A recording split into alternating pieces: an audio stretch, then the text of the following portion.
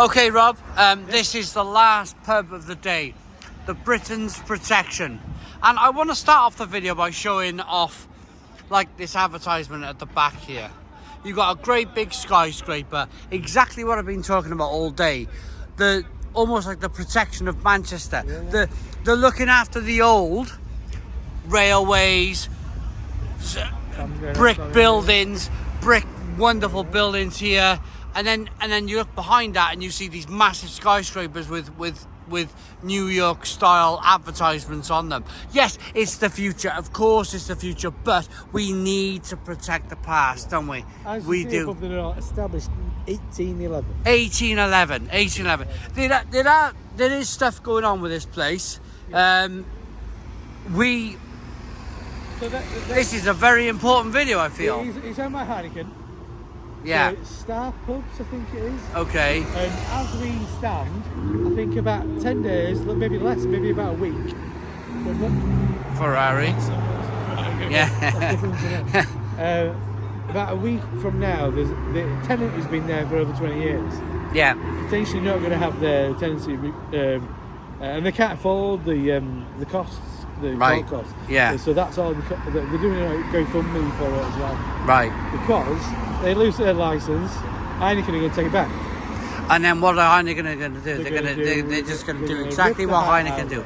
Heineken do what Heineken do. I'm not going to get personal with it, but Heineken. I mean, if you go to Poland, Heineken. If you speak to people in Poland about Heineken, it's not great.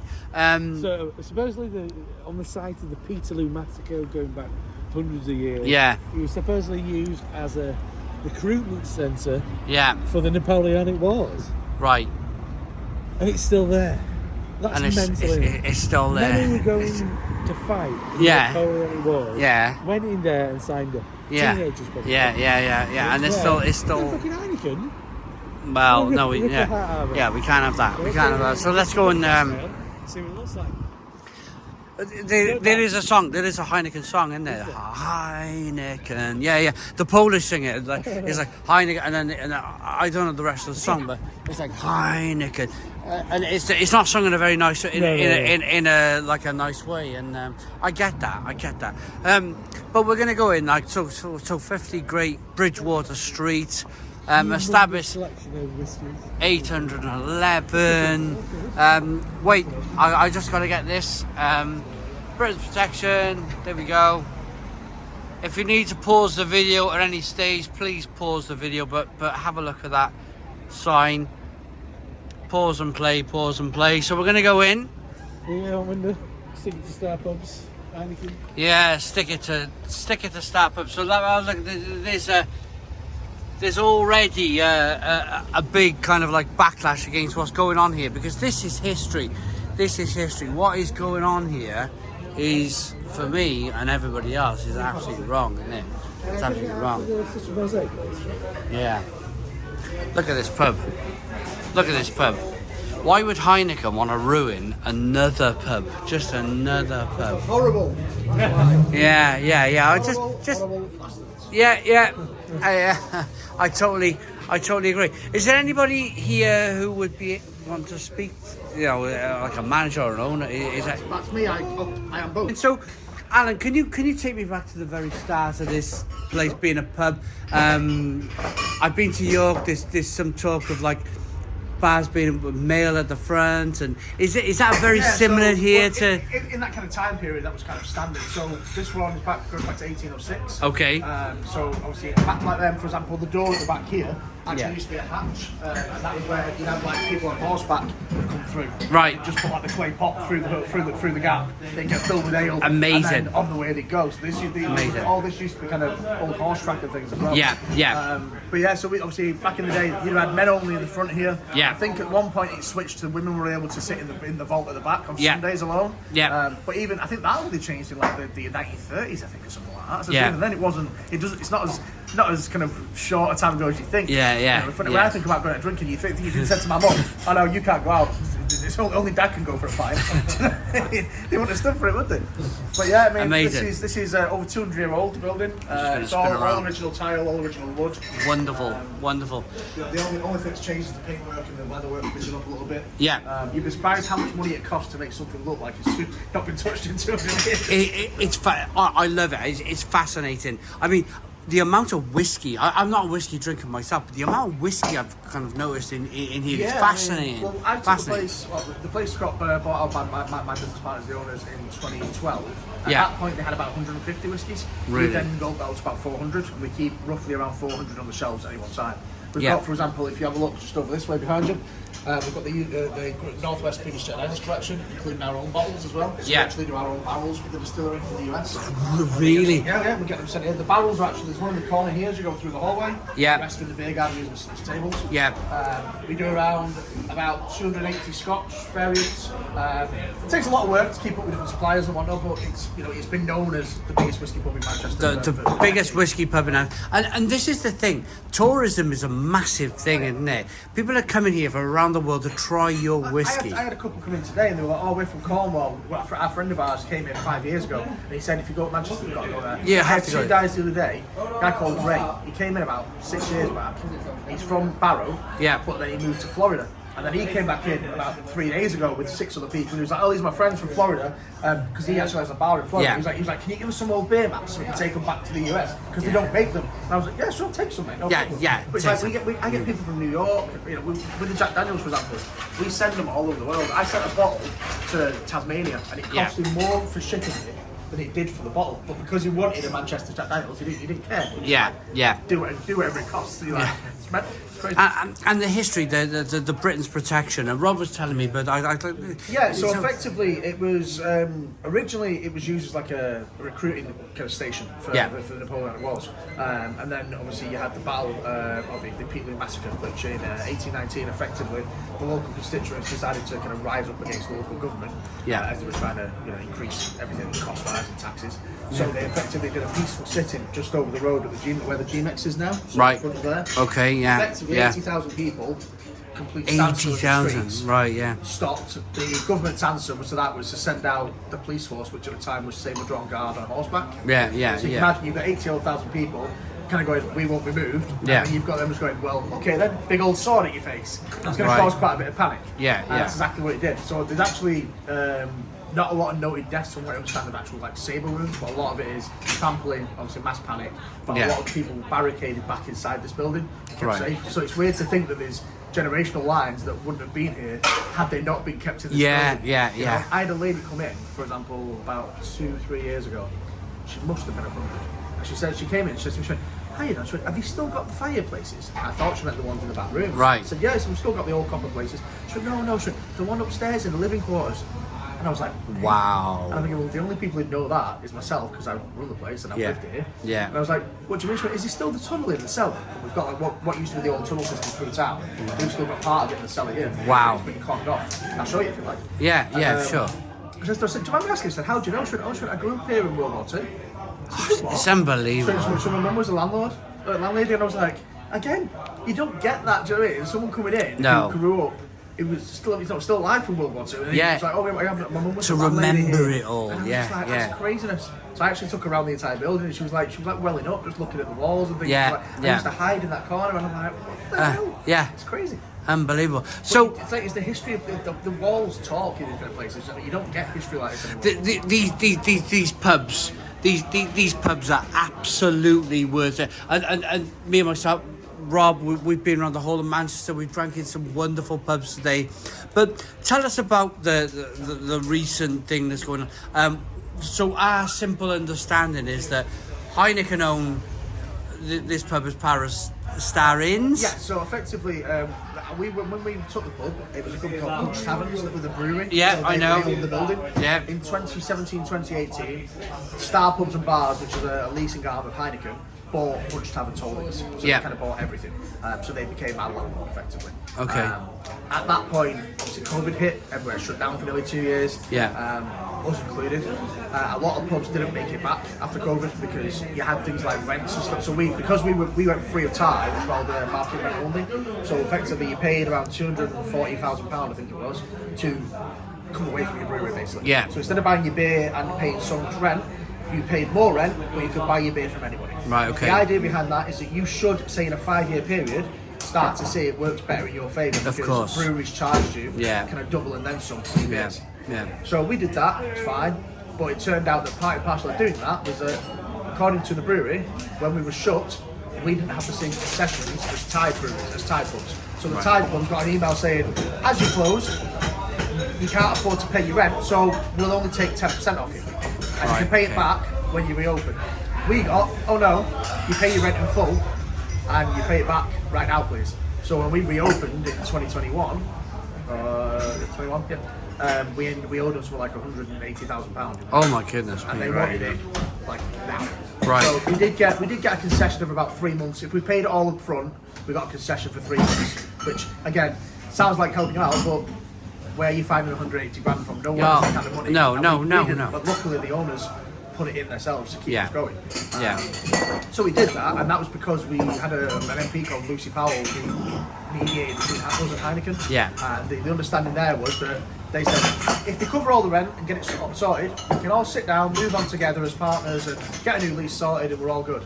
So we did that, and then they gave us an eviction notice. Which was fun. So basically, now I've been to Poland, I've been all over Europe, and Heineken. If you speak to Polish people, especially people in the beer industry in Poland, breweries have just been bought and shut and literally bought up. We're now seeing it here in our own shores. We're now seeing it in the UK, and I would love. If it's possible to show me around the pub, would be fantastic. Are you going to come round, Rob, as well? Are you sure? I was saying to you before about the Peatley Massacre. Yeah. So there's painted depictions on the walls as you come through here. Yeah. So you can see you've got these old paintings here. These were commissioned by the previous owners. But the thing that I quite find funny is that we get quite a following for United fans when they're playing at home. Yeah. So I think the old owners were United fans as well. If you have a look, for example, Eric Cantona's kind of super. Well, yes. Tommy Charlton's and another one, things like that. So it's kind of a nice mix of the old and new. Right. Okay. Yeah, I got it. And the ceilings are fantastic. Absolutely fantastic. Again, all original tiling. Yeah. So what we're walking through, what do you think the intentions are of Heineken? What do you think they want to do? They say on paper that they just want to take this pub back and run it themselves. My argument to that is that if that was the case, what it'll do is go into what they call their Just That Talent brand, and that is a franchised, self-employed leasing arm. Yeah. So my argument is, if you just want to run this pub and release it out to somebody else, why not just renew my lease, our lease? Why not continue doing that? If we've already got a working relationship and we already make the business work well, why do you not want to do that? Yeah. My issue there the person with the passion. Exactly. The person with the passion. And I think it's because our lease, because of the type of lease we have, is a 10-year renewable lease. Right. And I think it's that that's causing them the issue, because if they give us a 10-year lease, they can't do anything with it. No. They're Just That Talent leases and not that long. Right. Plus as well, with the Just That Talent lease, from my understanding, you are 100% tied into Heineken's products, and they control kind of what you do, even though no one from Heineken would actually be opening or closing the doors, or changing the barrels or anything like that. It'd be a self-employed party with their own limited company. Right. So it's a bit of a strange one. I personally think there's more to it. I don't think, if it was about the pub itself, I think he'd be stupid not to look at what's already working first. Yeah. And the fact that they're not willing to do that gives me alarm bells. I think there's more to it. Couldn't tell you what that is, but I think there's definitely more to it than they're letting on. Is it a listed building? This is grade 2 listed, yeah. It's grade 2 listed. So that's one straw of hope, I suppose. It is, but again, there was a pub years ago called Tommy Ducks. Yeah. And in 1993, that got torn down. Yeah. The landlord turned up the day after. This pub wasn't there anymore. Right. It was a grade 2 listed building. They got a fine. Right. And if you're such a big company and they go, well, you're going to get a fine. Yeah. If you are looking, for example, to say get rid of the pub and sell that land off, I'm not saying that's what they're doing here, but if you take, for example, Tommy Ducks, the land sold for millions. Of course. And the fine was thousands. So you're not going to care. It's not right. So I would like to see as much of this. Sure. So you've got 2 back rooms, like vaults as such. Yeah. So this one, we call this one the red room, so it's obviously all cocktails. Yeah. Wonderful, beautiful, and beautiful. Each of the pictures is all different parts of old Manchester, including all the old pubs and things that you don't get anymore. Yeah, no, it's wonderful. Fireplaces, little snooks, little areas of it, and ordering the beer from the back as well, which is just wonderful. You can order here and wonderful. Yeah. So this one's kind of our Jack Daniels centric room. Yeah.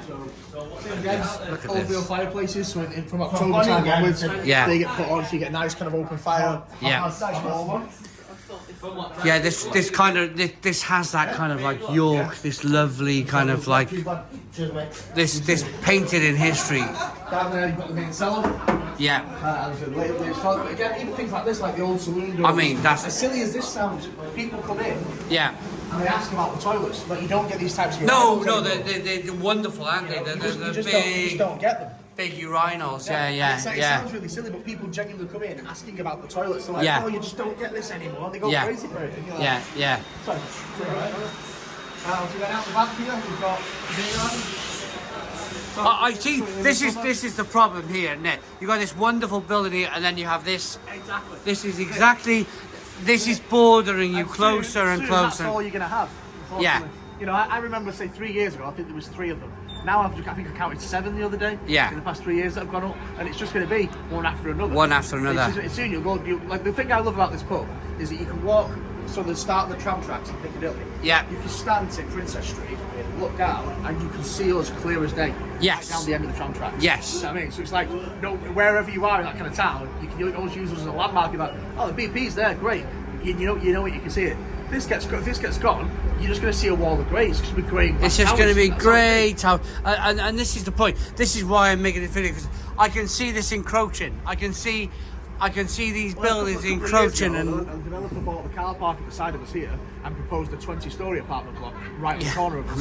And we were like, absolutely not. No, not a chance. No. Strangely, that seems to be the same time that Heineken decided what to take the club back. Of course. Coincidental, maybe. But, Well, it would be maybe not. it would be awful. So the cellar you would the underground cellar you're gonna show me. That would be wonderful to see. I mean, look at the balustrades here on the staircase. It's just absolutely wonderful. So these were you were mentioning earlier tunnels to. Yeah, so they used to have the interconnecting tunnels in the city centre. Yeah. Oh, look at this.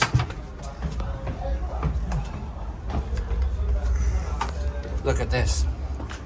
So again, this is just an old traditional cellar. Yeah, down on the ground here. RSJ's all and everything up.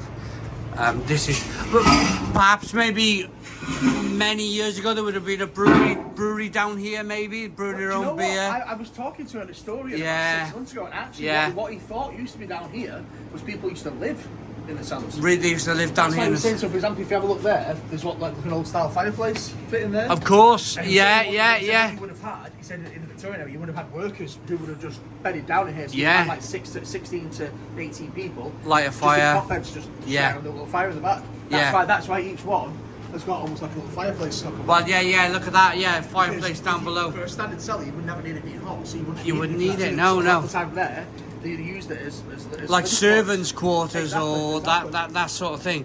And here we are with this door. My goodness me! Wow. Careful, but you'll see it's been cordoned off on both sides. But that's the part of the old tunnel system for Manchester. Wow, let's get in here. This is can I? Well, do you have a light on your phone? You can feel it's cold in here.